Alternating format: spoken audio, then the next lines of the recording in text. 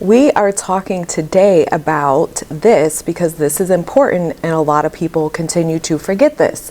So we're talking about in this video today that you do not conform to the world around you. The world around you conforms to you always, no ifs, ands, or buts, period, point blank. So stay tuned, you don't want to miss this.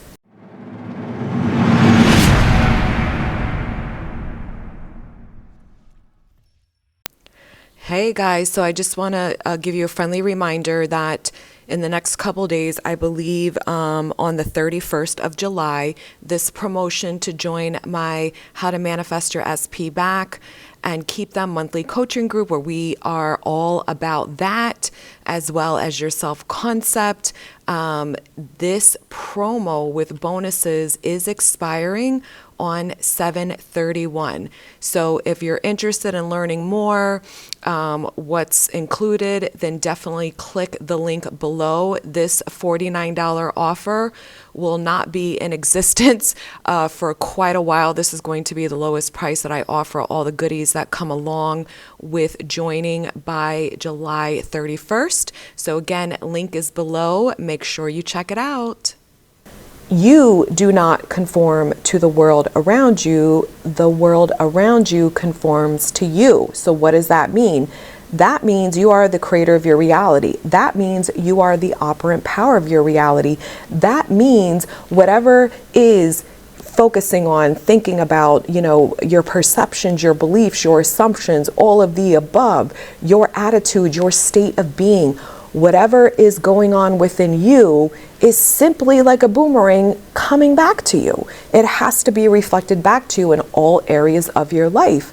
So this is why there is no interchangeable self. You're changing the story of you in relation to what it is you desire, and you're changing the story of what it is you desire. Because maybe the story of what you want isn't favorable, and maybe your self-concept isn't favorable. So you want to work on both. You want to work on all of the above. Some things will be easier to manifest in because you don't have a belief system that is generating multiple thoughts every single day on autopilot without you even knowing it that says otherwise. If that is not the case, this is why it's really easy for people to manifest in things where they just simply have a thought, because our thoughts are what create. So you have a thought and then boom, you don't care about it, you don't worry about it, you don't believe in it, you just have a random thought and then that manifests into your reality. Well, yeah, because there was nothing opposing it. There was no backstory that had been in play. There's no version of you walking around that says, I can't have this, I can't have this, in whatever way your brain is formulating that story for you personally.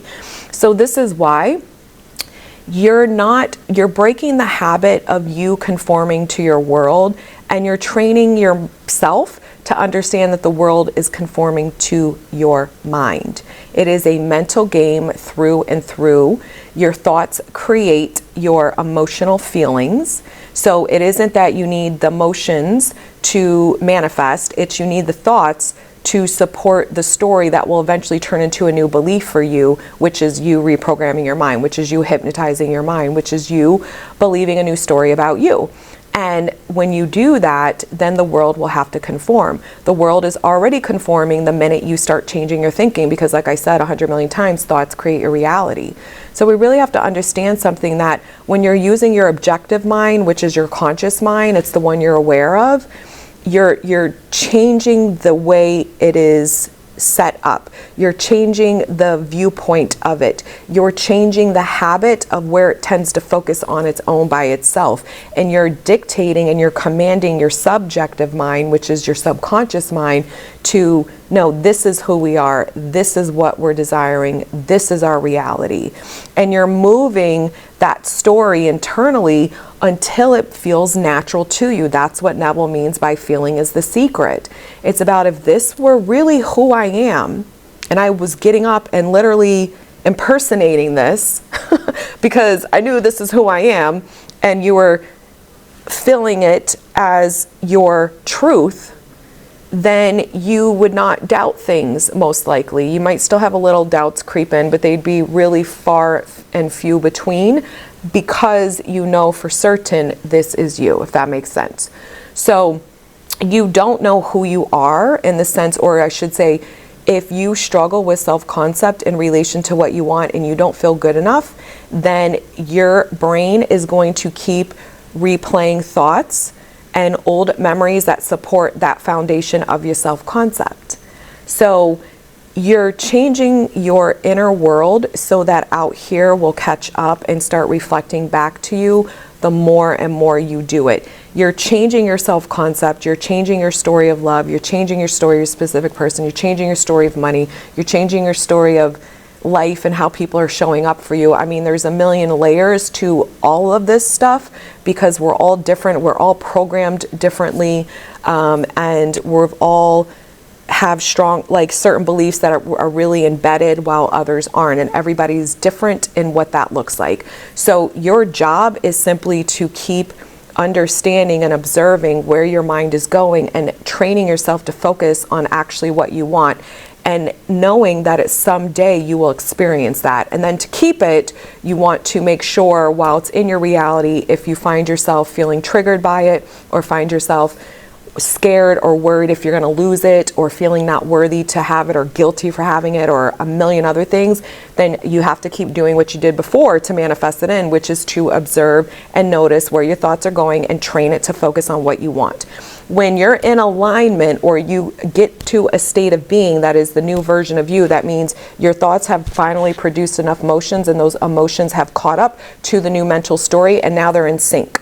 So usually when we start focusing on a new belief system that we don't believe, especially when you're impersonating kind of in the beginning your new self-identity, your new self-concept, and it isn't true to you, it isn't your nature, it's always true to you, but you have never believed it to be true for you, and it's your nature to know yourself as the one who doesn't get what they want in this area of your life, then that is what you will continue to be until you keep thinking and move. Those new thoughts eventually will produce new emotions, and the thoughts and emotions will start matching, because you'll start knowing, oh yeah, I am relieved, oh yeah, I am worthy, oh yeah, I'm good enough, and you'll start to accept it more and more as you go on. That's what reprogramming is, until you've convinced yourself that this is who you are.